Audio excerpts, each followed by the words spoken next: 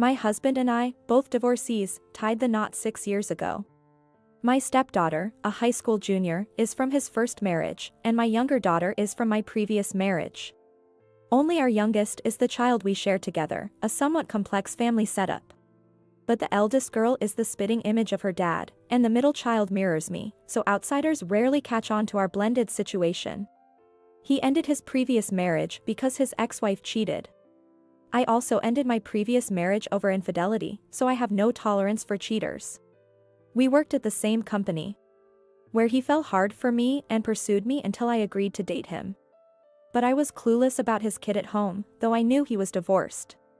He later admitted he kept it under wraps to make sure I'd date him. When I found out, it bothered me. Why hide your child? However, by that time, I was already deeply in love with him, and there was no going back. My daughter also grew quite fond of him. He often visited my apartment, looked after my daughter, and played with her. He was nothing like my ex-husband. Because of that, my daughter, who had been cautious at first, grew to be very fond of him and smoothly accepted our remarriage. But it was different for my stepdaughter. Her own father goes away without her, even on his days off. And he often didn't come back from my apartment even during the weekdays. She was just in elementary school and must have felt lonely. Even when my daughter and I became part of her life, she didn't accept us at all. She made it clear with hostility, "I'm never going to call you a mom." I realized this too late, and there was nothing I could do about it. If my husband hadn't kept it a secret and had spent that time with her, maybe things would have been different. My stepdaughter was very attached to her grandmother, who took care of her every day. I stumbled right out of the gate with her. After getting remarried, we started our new life living with my husband's mother. That's because he had been living with her, letting her take care of his daughter. My stepdaughter absolutely refused to leave her grandmother, and her biological grandfather had passed away years ago. My husband was concerned about leaving his mother alone, so my daughter and I moved into his family home. Not long after, I gave birth to our youngest daughter, but unlike with my middle child, he didn't give her the same attention. He was rather indifferent, and even when I tried to engage him, he'd just give half-hearted responses while glued to his smartphone games. He even began to neglect my daughter, who had grown so fond of him, and he became distant with me as if he had lost interest. It's like the saying, "Don't feed the fish once you've caught them." My relationship with my stepdaughter remained strained. She would confrontationally say, "We're not related by blood. You're not my mom or anything." My efforts to get closer only seemed to make things worse. My middle child was always nervous around her stepsister, constantly scared. My mother-in-law was deferential toward her granddaughter and hardly did anything for my youngest, clearly differentiating her from my daughter, who isn't biologically related to my husband. She would only give treats and toys to my stepdaughter, never to my middle child. Sometimes, she would give the unwanted treats to the baby, who was too young to eat them anyway. Instead, I gave the sweets to my middle daughter, and when she tried to eat them, my mother-in-law snapped, "Are you planning to steal what was given to someone else?" How greedy. It's much harder and more painful for me to see my children being treated like this than being bullied myself. When I talk to my husband about it, he dismisses it with, "Well, she's not my kid, so it can't be helped. Don't worry about it." Are you serious? We're a family now, the kids should be treated equally. I was shocked by my husband's words, but he was serious. "Well, that's just lip service, it's impossible," he said nonchalantly. I felt like I no longer understood my husband, and this was the beginning of a gradual deterioration in our relationship. I should have known from the way he dealt with his daughter at the start. He had said he divorced his ex-wife because of her infidelity, but there must be a problem with him as well. Whether it's a personality clash or something fundamental, I just can't understand him. Our relationship became so strained that one day, he almost stopped coming home altogether. My eldest daughter laughed triumphantly, "Dad's got a new woman. You're going to be dumped too." Yet, she seemed hurt herself.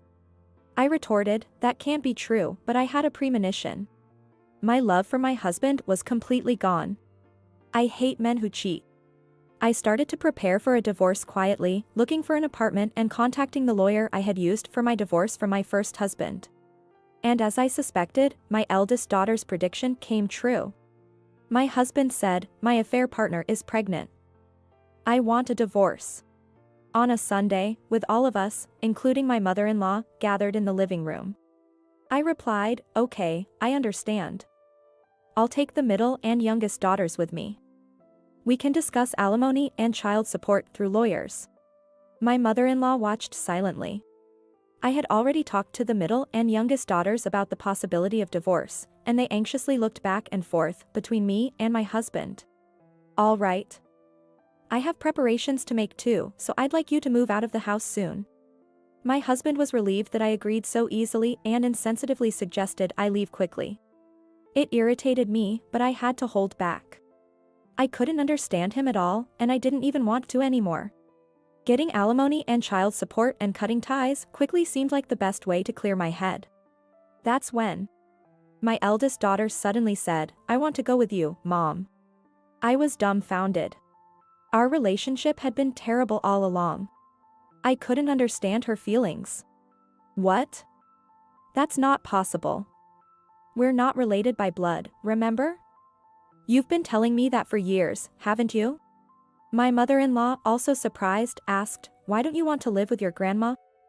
But my husband had a different take. "Oh, that's perfect. See, my next wife, she doesn't want any stepchildren, so she's saying to kick everyone out. But she says my mom can stay as the nanny."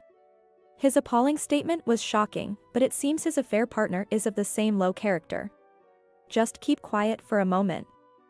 "Why do you want to come with me now? You've never called me a mom for the past 6 years, why start now? Why say you want to come with me?" I couldn't help but press her for answers. "Because the food you make is delicious, and you do the cleaning and laundry." Her voice trailed off. "So, you just want someone to take care of you? It's not because you like us or want to be with us, right? Come on, just take her with you too. It won't make a difference if there's one more. Keep out of this since you can't understand this situation. And you. She's your child. Why are you trying to push her onto me, a complete stranger, after we divorce? Why don't you want to live with your grandma?" My mother-in-law looked like she was about to cry, shocked by the rejection from her beloved granddaughter. I had never seen her so vulnerable.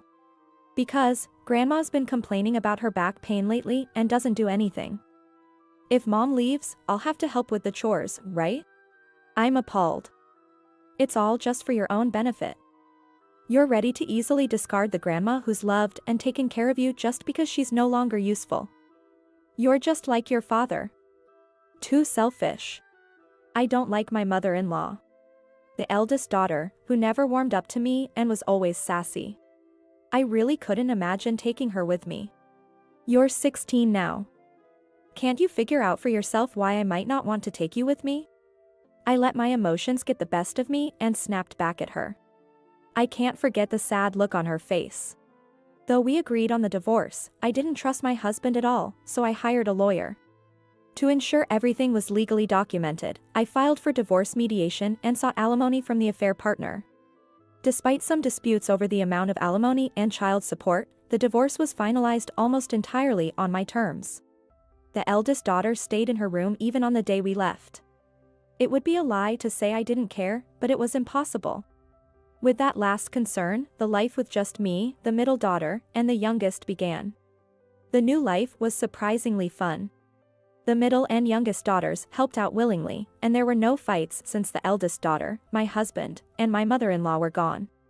We started to forget about the eldest daughter as we led a stress-free and busy but happy life. Then, 3 years later, the eldest daughter contacted me wanting to meet, which I hadn't blocked because I thought she wouldn't contact me. Although I didn't want anything to do with my husband's family anymore, she insisted she needed to apologize, so I agreed to see her. "Mom, I'm sorry for everything. I understand now. I was really a terrible child," she apologized as soon as we met. "I was taking my anger out on you. I was sad because I thought you took my dad away. But I realized it wasn't you who was wrong, it was my dad." The new wife openly mistreated her and constantly told her to get out. Of course, the eldest daughter fought back. Unlike me, the new wife refused to do anything for her, saying, "Why should I have to take care of you?" The eldest was shocked as she had expected, even with bad relationship, basic care like meals and laundry. My ex-husband ignored it all. I thought my mother-in-law would defend her, but she didn't, unlike with me. The reason was simple. The affair partner, who had a terrible personality, wanted the stepchild out. She was tough, openly rude to my mother-in-law, and even threatened her. She threw things when she was in a bad mood. My mother-in-law prioritized her own safety. My ex-husband tried to escape when he realized what was happening, but the affair partner didn't let him, and he was severely punished. I also started college and living on my own. I never knew household chores could be so hard. She seems to have juggled studying for college entrance exams with unfamiliar household chores. She somehow got into college, and in leaving home as if to escape, she began to live on her own and came to appreciate what I had done for her. For 6 years, despite being rejected by her, I worked hard to be her mother. I would wake up at 4 a.m. to make cute lunches for her field trips and dragged my reluctant husband to parent-teacher conferences and other school events. I was really thankful to you, Mom. But I just couldn't express it. When she learned she wouldn't be coming with me and was bullied by my husband's new wife, she realized just how much she had been cared for by me. My mother-in-law would spoil her whimsically but never engaged with her seriously. The fact that she didn't protect her from my husband's affair partner is proof of that. Our family ties may have been cut, but my efforts weren't in vain. Despite not being sure if I would forgive her, she reached out to apologize. The middle and youngest daughters were also happy to see their eldest sister after such a long time, and I'm glad they met. Interestingly, it was the middle daughter who was the happiest about the reunion. Despite being treated poorly, my middle daughter seemed to really like her older sister. She told me about times when she was taught by her, or when they played together, all of which happened out of my sight. Speaking of my ex-husband, it seems he's suffering terribly from several STDs after their long incubation periods, perhaps a consequence of his philandering. He and his affair partner are now pointing fingers at each other. I got tested as a precaution after hearing this from my daughter, and I'm relieved to be negative. My mother-in-law ended up being burdened with raising her sons and his affair partner's child instead. Unlike with when we had a daughter, my mother-in-law is now elderly. She's exhausted every day. Well, it's her own doing, so it can't be helped. Ironically, I now have the best relationship with my eldest. I've been bothered about pushing her away for so long, so it feels good to be clear of that regret. I think we've finally grasped perfect happiness.